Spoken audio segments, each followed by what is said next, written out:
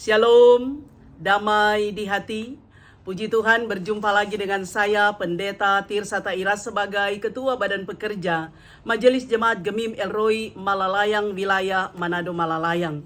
Saat ini akan membagikan kebenaran firman Tuhan dalam kitab Yosua pasalnya yang ke-23, ayatnya yang pertama hingga ayatnya yang ke-16 dalam tema Bertekunlah mengasihi Tuhan Allahmu. Saya berharap dan berdoa dimanapun Bapak Ibu Saudara-saudara berada, kiranya tetap mengalami kasih dan kebaikan Tuhan sehingga ada dalam keadaan sehat, kuat, tetap semangat, bersukacita dan senantiasa bersyukur kepada Tuhan. Sebelum kita membaca dan merenungkan firman Tuhan, mari kita berdoa.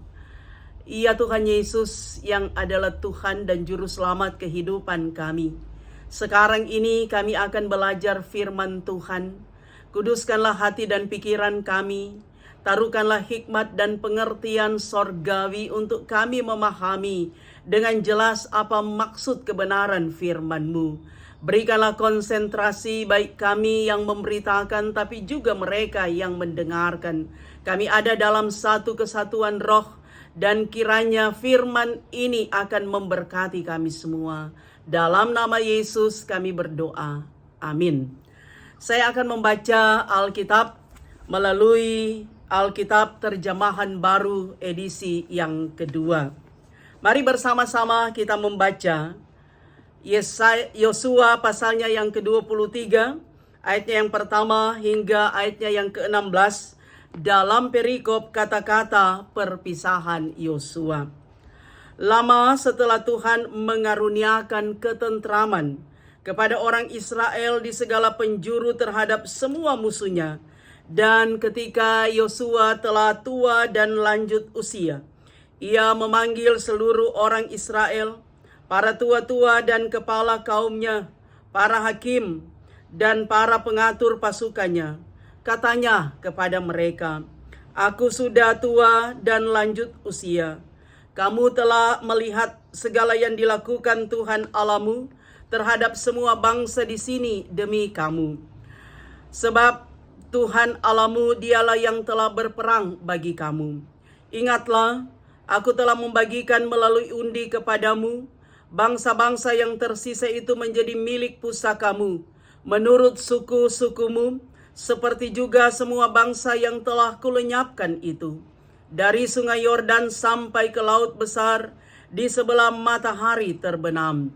Tuhan Allahmu, dialah yang akan mengusir mereka demi kamu dan menghalau mereka dari hadapanmu, sehingga kamu menduduki negeri mereka seperti yang dijanjikan Tuhan Allahmu kepadamu. Hendaklah kamu sungguh-sungguh bersih teguh memelihara dan melakukan semua yang tertulis dalam kitab Taurat Musa. Jangan menyimpang ke kanan atau ke kiri. Jangan menyatu dengan bangsa-bangsa yang masih tinggal di antaramu itu. Jangan mengakui nama ilah mereka dan bersumpah demi nama itu. Jangan beribadah kepada ilah-ilah itu atau sujud menyembahnya. Sebaliknya kamu harus berpaut pada Tuhan Allahmu seperti yang kamu lakukan sampai hari ini. Tuhan telah menghalau dari hadapanmu bangsa-bangsa yang besar dan kuat itu. Adapun kamu, tidak seorang pun dapat bertahan menghadapi kamu sampai hari ini. Satu orang saja dari antara kamu dapat mengejar 1.000 orang, sebab Tuhan Allahmu dialah yang berperang bagi kamu, seperti yang dijanjikannya kepadamu. Demi hidupmu perhatikanlah baik-baik agar kamu mengasihi Tuhan Allahmu. Sebaliknya, jika kamu berbalik dan berpaut pada sisa bangsa-bangsa yang masih tinggal di antara kamu, kawin-mawin dengan mereka, serta menyatu dengan mereka dan mereka dengan kamu, maka ketahuilah dengan sungguh-sungguh bahwa Tuhan Allahmu tidak akan lagi menghalau bangsa-bangsa itu dari hadapanmu. Mereka bahkan akan menjadi perangkap dan jerat bagimu, menjadi cambuk pada punggungmu dan duri di matamu, sampai kamu lenyap dari tanah yang baik ini, yang telah diberikan Tuhan Allahmu kepadamu. Sebentar lagi aku akan menempuh jalan segala yang fana.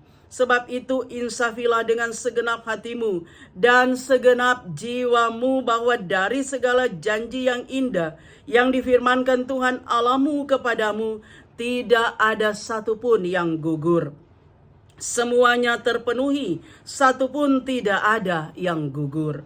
Sama seperti segala janji yang indah yang difirmankan Tuhan Allahmu kepadamu telah terpenuhi, demikian Tuhan akan mendatangkan atas kamu segala malapetaka, sampai Ia memusnahkan kamu dari tanah yang baik ini yang telah diberikan Tuhan Allahmu kepadamu. Apabila kamu melanggar perjanjian Tuhan Allahmu yang telah diperintahkannya kepadamu, dan kamu pergi beribadah kepada ilah-ilah lain, serta sujud menyembah mereka, murka Tuhan akan menyala-nyala terhadap kamu, sehingga kamu akan segera lenyap dari negeri yang baik yang telah diberikannya kepadamu. Demikianlah pembacaan firman Tuhan.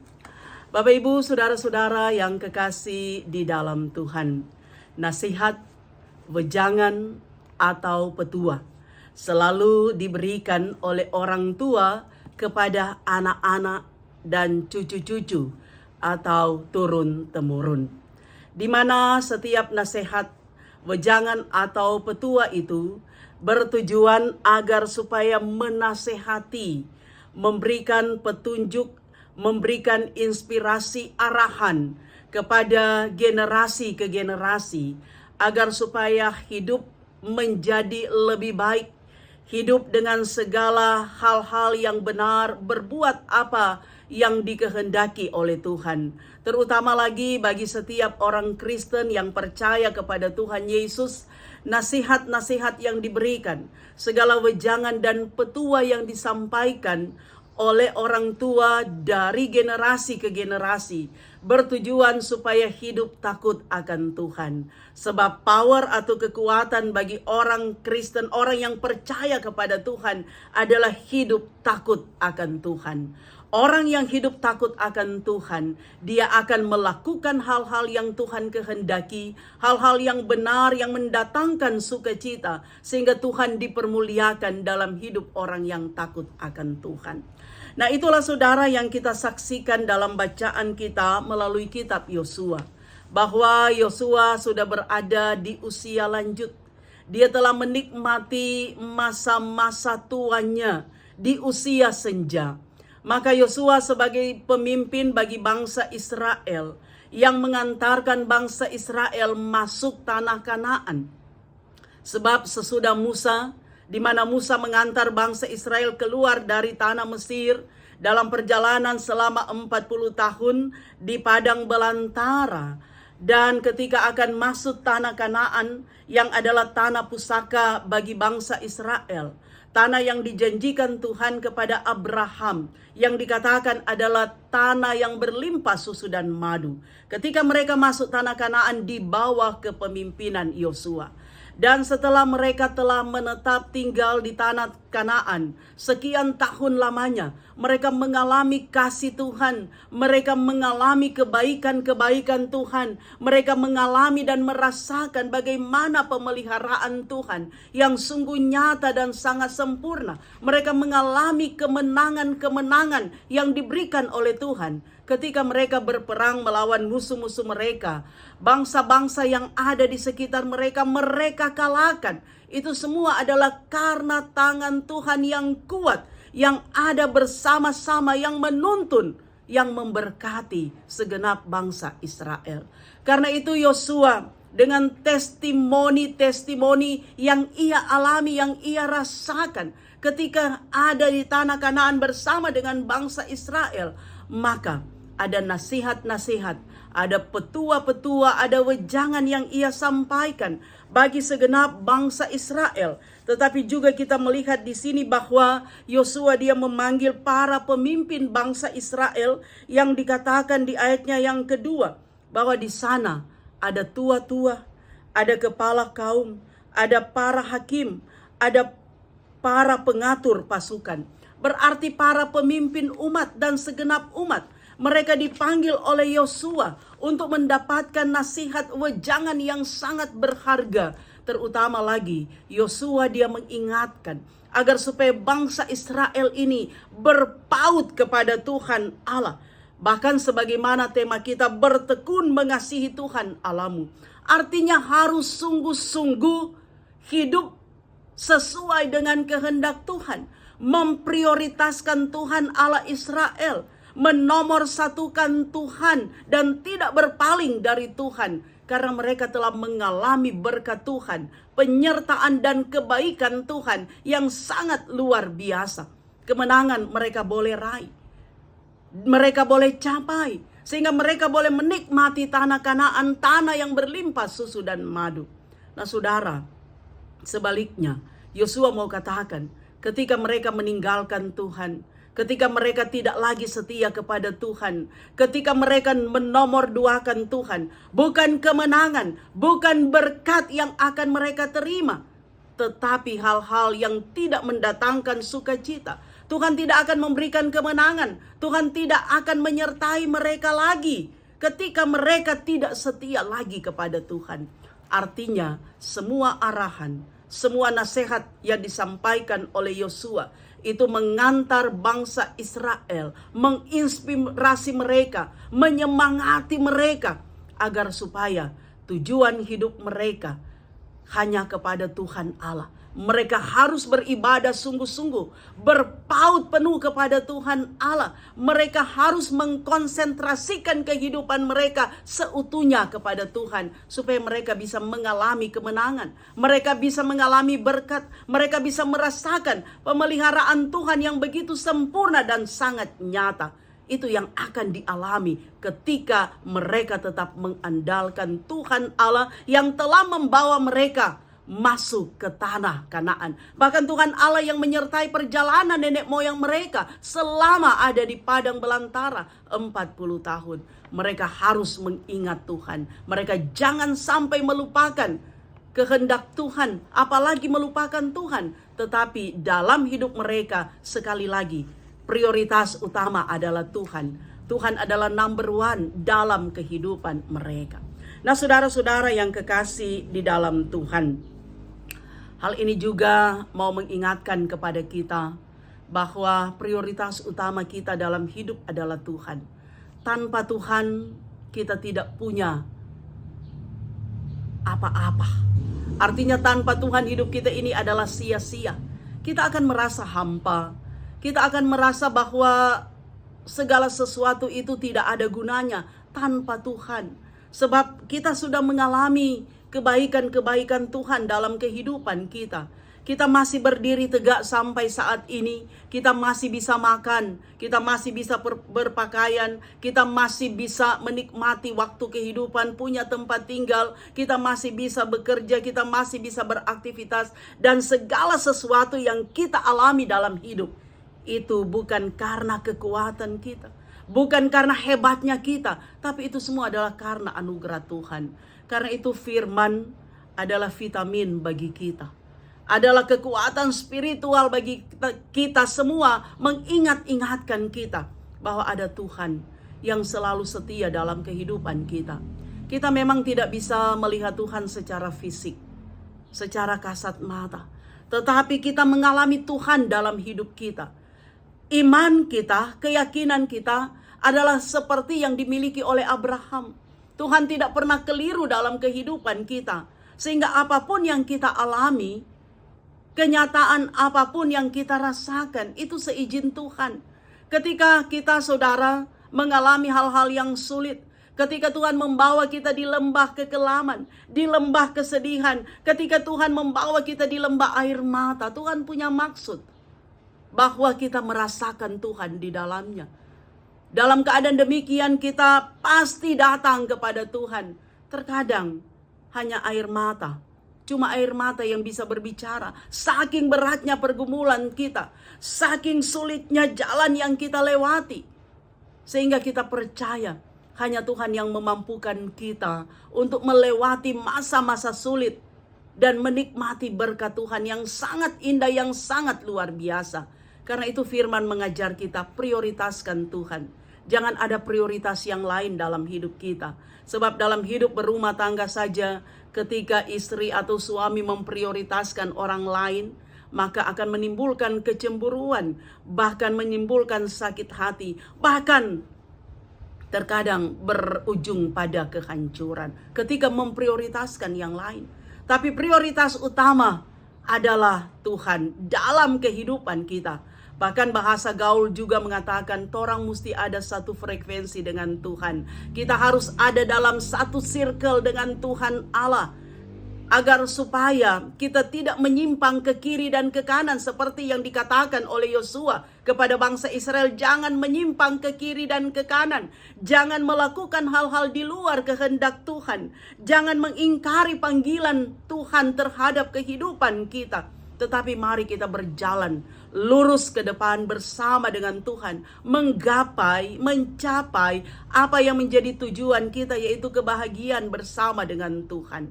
Andalkan Tuhan dalam segala situasi. Nomor satukan Tuhan dalam segala apa yang kita rasakan.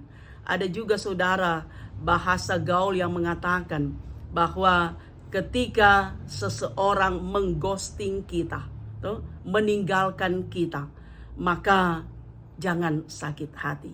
Nah saudara, ketika torang sebagai manusia ciptaan Tuhan yang penuh dengan keterbatasan, mengghosting Tuhan, meninggalkan Tuhan, maka kita akan mengalami hal-hal yang di dalamnya ada banyak kekecewaan, ada banyak hal-hal yang menduka citakan kalau torang ghosting pa Tuhan.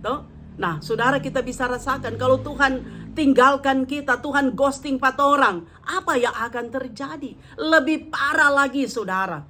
Karena itu supaya Tuhan tetap ada bersama dengan kita, Immanuel yang kita rasakan, maka mari kita selalu dekat dengan Tuhan. Situasi apapun saudara, mari kita tetap bergantung, sungguh-sungguh berpaut kepada Tuhan Allah, agar supaya kita tidak akan kecewa. Kita tidak akan mengalami hidup dalam kesuraman dan kepahitan. Tapi justru kita akan mengalami kebahagiaan hidup ketika kita ada bersama dengan Tuhan. Kita punya testimoni, punya pengalaman, punya kesaksian hidup bersama dengan Tuhan. Seperti yang dialami oleh Yosua. Karena itu dia menyampaikan kepada segenap bangsa Israel, bahkan para pemimpin, supaya tetap berpaut kepada Tuhan. Maka itulah juga saudara kehidupan kita. Di dalam Tuhan kita menjadi kuat. Bersama Tuhan kita punya kedamaian hati. Kita merasakan ada ketenangan. Kita ada sukacita yang kita alami. Biar hidup berat saudara. Biar pergumulan itu berat kita alami. Karena namanya orang masih hidup, berbagai macam pergumulan selalu ada. Tidak pernah sepi dari pergumulan, dari problem kehidupan. Tapi yakin ada Tuhan. Tuhan menyertai, Tuhan menjaga, Tuhan melindungi kita. Ketika kita masih diberikan nafas hidup oleh Tuhan, itu berarti Tuhan masih butuh patorang saudara. Karena itu managelah kehidupan. Ini waktu-waktu kehidupan yang Tuhan beri. Manage talenta kita untuk hal-hal yang baik. Hal-hal yang mendatangkan sukacita, yang mendatangkan berkat, agar supaya betul-betul kita merasakan bagaimana kasih Tuhan. Setiap hari kita mengalami berkat pemeliharaan Tuhan. Kita mengalami kemenangan-kemenangan yang sangat luar biasa yang Tuhan berikan bagi kita, seperti bagi bangsa Israel. Nah karena itu saudara, dimanapun kita berada, pasti kita punya problem hidup yang bermacam-macam. Tapi satu hal, bagaimana kita menghadapi adalah dengan selalu bergantung, berharap dan berserah kepada Tuhan Allah. Kami sering kali menyampaikan bahwa kadang orang so angkat tangan. Kita tidak mampu lagi untuk menghadapi setiap kemelut hidup. Tetapi ketika kita angkat tangan, Tuhan turun tangan. Tuhan campur tangan. Tuhan melihat kita. Tuhan tahu seberapa besar pergumulan yang kita hadapi. Tuhan tahu seberapa mampu kekuatan kita menghadapi setiap problem hidup. Jangan takut, karena Tuhan ada bersama dengan kita. Lipat tanganmu saudara. Angkatlah doamu, kata-katamu kepada Tuhan Allah. Bahkan Sekalipun kamu tak berkata-kata, saudara tidak bisa berkata-kata, hanya air mata yang berkata-kata, saking beratnya pergumulan. Tapi Tuhan tahu, Tuhan mendengar, dan pasti Tuhan akan menjawab semuanya. Sebagaimana ada lagu mengatakan, Yesus menjawab lebih dari yang kudoakan. Yesus mendengar lebih dari apa yang kuharapkan. Itu yang menjadi pengalaman iman kita. Karena itu saudara, andalkan Tuhan. Dalam rumah tangga, ketika suami istri mengandalkan Tuhan, pasti diberkati. Dalam pekerjaan, ketika kita memprioritaskan Tuhan, pasti ada berkat. Dalam pelayanan pun, ketika kita selalu menomorsatukan Tuhan, pasti pelayanan kita diberkati. Kita tidak menjadi angkuh dan sombong dengan apa yang kita lakukan, tapi dalam kerendahan hati kita bersyukur karena Tuhan tetap menolong kita dalam segala situasi dan segala macam tantangan pelayanan. Anak-anak muda di masa muda, dalam pekerjaan, dalam pergaulan, dalam studi, andalkan Tuhan untuk supaya menikmati berkat Tuhan. Dalam semua usaha, dalam semua pekerjaan, bisnis, dan apapun saudara yang sementara kita kerjakan dan lakukan, mari kita selalu menempatkan Tuhan di garda paling depan. Prioritas utama, number one, itulah Tuhan. Artinya kita selalu berkomunikasi dengan Tuhan. Kita selalu terkoneksi dengan Tuhan lewat doa kita. Dikala kita senang, dikala kita susah, mari kita pohonkan semuanya dalam doa kepada Tuhan Allah. Karena kita yakin Tuhan, Dia adalah Allah yang maha tahu. Dia tahu keadaan kita. Dia tahu kebutuhan kita. Dia tahu yang terbaik dalam kehidupan kita. Karena itu saudara, seperti nasihat Yosua kepada segenap bangsa Israel, jangan meninggalkan Tuhan. Jangan lari dari Tuhan, tapi maju bersama dengan Tuhan. Berjalan bersama dengan Tuhan, melangkah bersama Tuhan. Tempatkanlah semua rencanamu, semua usahamu, pekerjaanmu, dan apapun dalam kehidupan hanya kepada Tuhan Allah. Dan ini juga saudara mau mengingatkan kita bahwa tidak lama lagi kita akan memilih pemimpin-pemimpin kita secara khusus lagi, gubernur, wakil gubernur, wali kota, wakil wali kota, bupati, wakil bupati. Nah, sebagai seorang pemimpin, Yosua dia adalah senior dalam kepemimpinan bagi bangsa Israel sesudah Musa. Maka nasihat yang ia sampaikan, teladan hidup yang ia tunjukkan adalah hal-hal yang baik, yang mengarahkan para setiap pemimpin umat untuk tetap hidup bersama dengan Tuhan. Andalkan Tuhan, minta hikmat dari Tuhan supaya tidak menyimpang ke kiri dan ke kanan atau tidak salah jalan. Maka itulah juga yang kita harapkan nanti, bahwa kita akan memilih pemimpin-pemimpin yang takut Tuhan, pemimpin yang mengandalkan Tuhan, pemimpin yang setia kepada Tuhan, yang melakukan apa yang benar, yang berkenan kepada Tuhan, yang mewariskan kehidupan nilai spiritual yang baik kepada masyarakat, kepada orang banyak, sehingga kita percaya bahwa apapun yang kita rencanakan kerjakan selalu ada dalam kendali dan kuasa Tuhan, termasuk di dalamnya para pemimpin kita selalu diberikan hikmat, kekuatan oleh Tuhan, diberi inspirasi dari Tuhan Allah, mengerjakan hal-hal yang baik yang mendatangkan sejahtera, yang mendatangkan keadilan, yang mendatangkan kemakmuran, sehingga semua bisa merasakan berkat Tuhan yang sangat luar biasa. Tuhan Yesus memberkati kita semua. Amin. Mari kita berdoa. Terima kasih Tuhan, Engkau baik, sungguh baik dan selalu baik. Kiranya firman yang boleh kami dengar ini akan memberkati kami semua dan akan menginspirasi kami untuk tetap mengasihi Tuhan, melakukan apa yang benar, yang sesuai dengan kehendak Tuhan. Karena itu berkati kami semua yang mendengarkan, walaupun hamba-Mu sudah selesai menyampaikan firman Tuhan, tapi media sosial YouTube dipakai Tuhan menjangkau banyak orang, mendengarkan kebenaran firman Tuhan, diberkati, nama Tuhan dipermuliakan. Dalam situasi apapun yang mendengarkan, ketika mereka bersuka cita, kuduskan sukacita mereka. Ketika mereka bergumul dengan berbagai persoalan, kuatkan mereka. Ketika mereka sakit, dalam nama Yesus Tuhan sembuhkan, pulihkan dan kuatkan mereka. Terpuji Engkau Tuhan, ini doa kami dalam nama Yesus kami berdoa. Amin. Demikianlah kebenaran firman Tuhan. Saya Pendeta Tirsa Tairas terus berharap kiranya Bapak Ibu Saudara-saudara akan mendukung YouTube channel Tirsa Tairas dengan cara nonton video, dengarkan kebenaran firman Tuhan, berikanlah jempol, berikanlah like, berikanlah komentar-komentar yang membangun, tekan tulisan subscribe, dan bagikanlah video ini di media sosial yang Bapak Ibu Saudara miliki. Jangan lupa tekan lonceng supaya ada notifikasi dari setiap update video saya. Tuhan Yesus memberkati.